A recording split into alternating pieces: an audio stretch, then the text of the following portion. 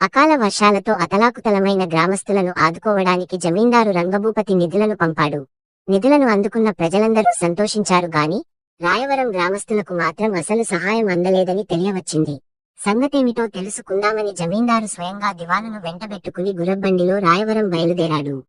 ఆయన వెళ్లిన సమయానికి గ్రామంలో చాలా మంది కూలిపోయిన ఇళ్లను బాగు చేయడంలో నిమగ్నులై ఉన్నారు. వాళ్లతో కలిసి పనిచేస్తున్న రవిచంద్రుడనే యువకుణ్ణి దగ్గరికి పిలిచి బాధితులకు అందజేయమని పంపిన ధనధాన్యాలను ఇంట్లో దాచుకుని ఖాళీ కడుపులతో వాళ్ల చేత పనులు చేయిస్తున్నావేమిటి అని నిలదీశాడు జమీందారు కోపంగా. ప్రభువులు క్షమించాలి. 200 గడప ఉన్న మా గ్రామంలో గాలివానకు 50 ఇళ్లు నేలమట్టమయ్యాయి.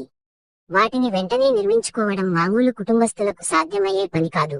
అందువల్ల పనిచేయగల వాళ్ల చేత ఇళ్లు బాగు చేయించే పనులు చేయిస్తున్నాను. సాయంకాలానికి వాళ్ల శ్రమకు తగ్గ ఫలితాన్ని తమరు పంపిన నిధి నుంచి తీసి ఇస్తున్నాను.